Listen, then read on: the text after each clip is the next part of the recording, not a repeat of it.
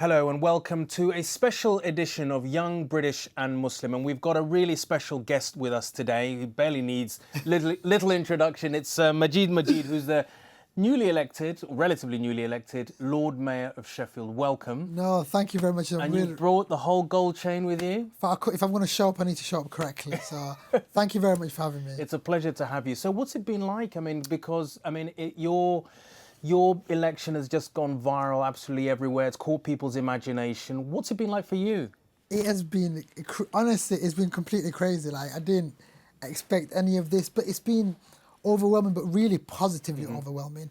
And because obviously, when you live in your city, you're stuck in your own bubble. So I was just thinking like Sheffield. I thought maybe some people nationally might care, like people might pick it up, but did not expect to be like doing like media outlets in Canada, seeing stuff in Turkey.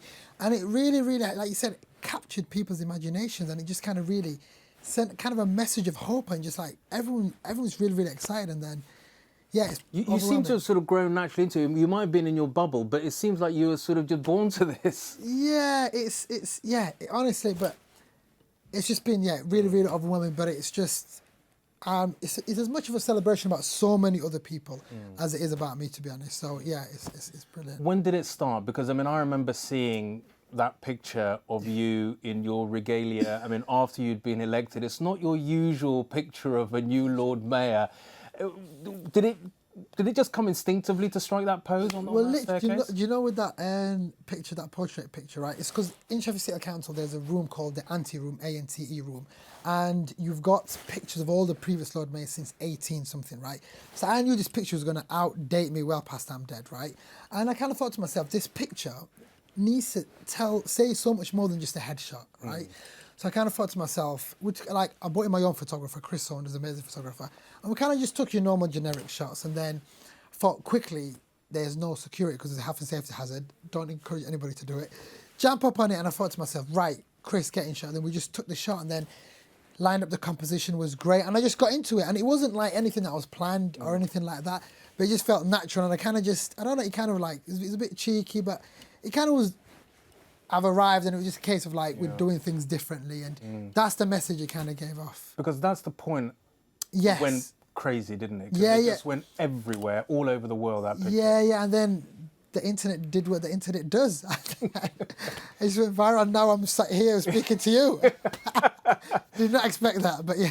And what was it like for, the other Somali community in Sheffield? Not just the Somali community, but the whole of Sheffield. Yeah. What was that? Do you know, honestly, it fills me with so much pride. Like, everyone's been so supportive, especially like, I can't not speak about the Somali community because I am Somali myself. They have been they have been massively supportive, but at the beginning, like even when I kind of became a councillor, not many people, Somali people that believed or actually thought I actually could become a councillor, not even a Labour councillor, but a Green councillor, which is even like further removed, to be honest. But then, honestly, they have been so supportive, and even like the whole African community, young people in all sectors within Sheffield life, and it's like, and I keep telling people, even though, don't get me wrong, I've had lots of negative. Yeah, and I want to come to that in a minute. Yeah. So it's been great. Going back to your politics, because you stand for the Green Party. You've broken a huge amount of barriers in one fell sweep. You're the youngest mayor, Lord Mayor, in certainly that Sheffield sort of had. You're the first Muslim Lord Mayor that Sheffield's had, and you're the first Green Party Lord Mayor that Sheffield's had. So that's like a triple whammy in one go. Yeah. So take me to why the Green Party? Okay, so 2000 and late 2014, it was rise of UKIP, a lot of rhetoric of fear, and and I kind of thought to myself, instead of just mourning, I need to get involved, because if you don't do politics will do. And I just remember not understanding anything, so I started to read a lot more, use the internet, and I think what really spoke to me with the Green Party was just a case of They came across as honest, but their morals and principles was great. Even the simple fact that, say, the way the parties ran is more of a ground-up approach. So it's the members that decide what the policy is. And they stood for stuff like free education, anti-austerity. You knew where they stood on. Whereas like everybody I knew was a Labour Party supporter and a voter. And I'd ask them... Including your family? Yeah, my family, friends, everybody, even till today, to be honest. But it was just a case of I knew where they stood, and a lot of their morals and principles spoke to me. And you stood originally, as you said, as a councillor. I mean, before the whole sort of Lord Mayor thing happened. And what was that moment like when you actually got elected as a councillor? Yeah, it was amazing. It was the honour, because you know, it's like within the council, like all these people make decisions for us, right? And it's just important that the decision makers reflect the people that they represent, and that's one of the things it wasn't doing. So there was a lot of people within my ethnic minority groups, young people, were just so excited to have someone like me just to kind of represent. But when you decided to run, was there enthusiasm? Was there support? What did people that you were growing up with think? They must have thought, Magid, what are you doing? But you know what it is? I didn't tell many people. Really? In all honesty, I'm one of the people. I just keep a lot of stuff to myself and just try drumming, and then if I get it, then I'll kind of just let people. But like friends, family, they were supportive. Whether they believed I could get it is a different thing, but they were 100% supportive. Let's go back to your early life. Sort of Magid comes to the UK after the civil war in Somalia, end of the 80s, early 90s. Yeah, early 90s. What was it like growing up in Sheffield for you, your family, your siblings, your mum? Yeah, it was. I was a child, and in all honesty, I do what kids do. You kind of just play around. So I didn't necessarily have any barriers. Even though I can remember times where I didn't speak English, I can remember getting that across my head. But for people like my mother, who was an adult and had the responsibility of raising children where she couldn't speak the language herself, she'll tell you a completely different story. Yeah. And I remember at a very young age having to translate and having to take up a lot more responsibility. Yeah, for my mum, having to take up a lot more responsibilities than your average child would at the time, purely because when you're a child, you're a sponge, you kind of take it all up. But in honesty, it was a lot of happy memories as a child. Yeah. And I mean, have you gone back to, you're from Bur'a in Somaliland? Do you know what? I have not been back yet, but I'm going to go back this year. Are you?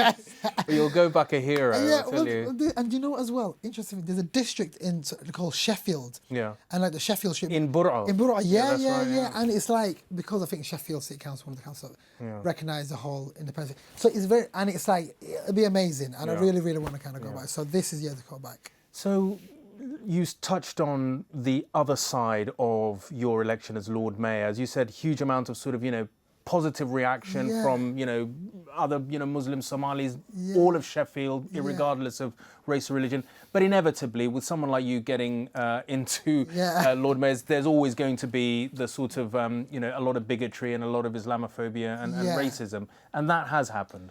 100%. And I kind of expected it, but I didn't expect it to the level, in all honesty. Whether it's looking at comments on social media, emails, or even people writing in letters into the newspaper and then local paper and then printing it. And it was just, I kind of expected, but not to that level. But I think a lot of the bigotry is just people who are just scared of change. A lot of people that are fearful, or they may have not met Muslims before, but they just kind of see what they get from the tabloid papers and whatnot. And in all honesty, I'm merely just a reflection of Sheffield. I'm only here because Sheffield elected me. I've achieved what I've achieved because of Sheffield and the people of Sheffield. It's not like I barged my way through, like, right, you're having me whether you like it or not. So it's like, those people have got a problem with, they've got a problem with Sheffield, in all honesty. And the support from Sheffield, but the interesting thing is, with every negative comment, there's hundreds of positive and comments. So it's just trying to concentrate on the positive stuff. One of the things that has sort of come up when we've had other sort of guests on this sort of programme is about getting young British Muslims engaged in politics. I mean, whether it's to do with sort of Islamophobia or housing or jobs or, getting on in sort of careers, all those things of what it's like to be a young British Muslim. Being involved politically is a critical aspect.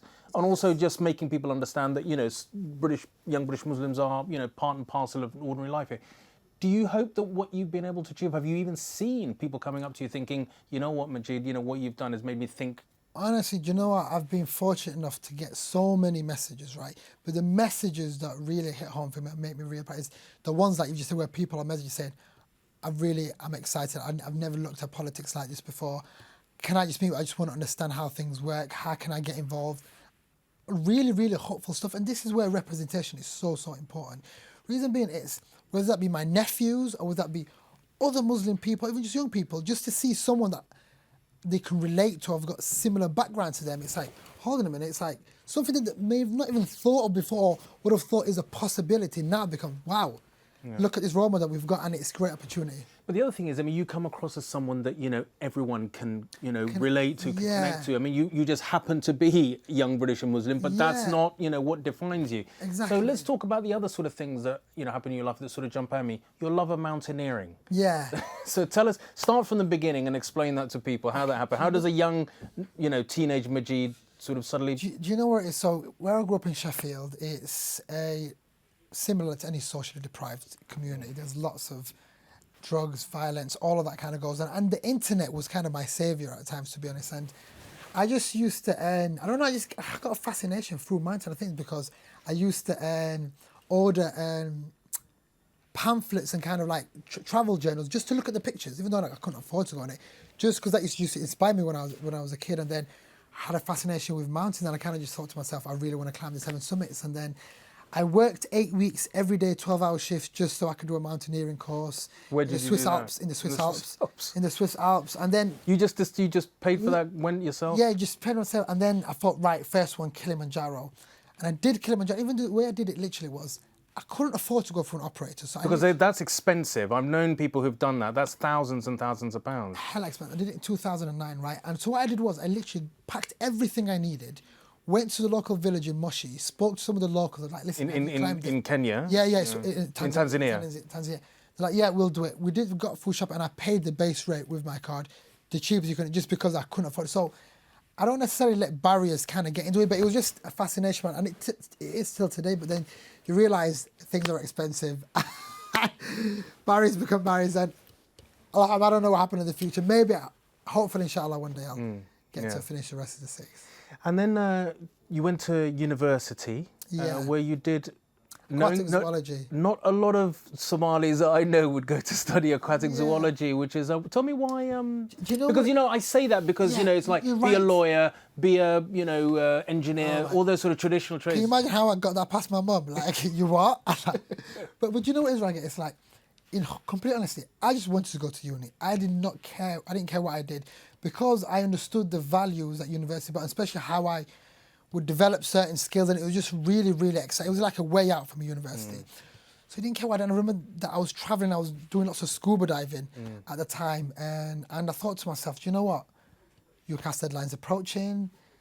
Z was at the bottom of the list, zoology. I'm like, I quite like what? Literally, it was just off the cuff. I'm like, right, I want to stay within Yorkshire, not too far away. I went to University of Hull. And you know what? I had an absolutely amazing time. University was definitely the starting point for so many things, in honesty. And in terms of, getting into sort of politics, there's been a lot of, talk, in the last sort of few weeks about Islamophobia. Baroness Saida Varsi, who we've had on this programme, saying that the Conservative Party has had a sort of issue with Islamophobia. Have you come across that? Would you... Me personally? Well, Islamophobia within sort of politics. That being used as a... This 100%. And I think it's amazing stuff that Saida Varsi's doing, especially her being part of that form of government. We have got that duty, responsibility to call it out for what it is and not kind of accept it. And it's ridden through, not just within the Conservative Party, within workplaces, even if it's not indirectly. So we really need to kind of address that as quickly as possible. And what next for you then? Because it's been a whirlwind sort of couple of weeks since you sort of got elected. Do you know what it is as well, Rageh? In all honesty, I don't know what the future holds for me, in the sense that the way I've kind of been doing things is, as long as I'm pushing myself, taking myself out of my comfort zone, but most importantly, feel as if I'm making a positive contribution to those around me. I'm happy in what I'm doing, as long as I push myself. So I don't know what I'll be doing in the future-wise, but I think I'll be happy.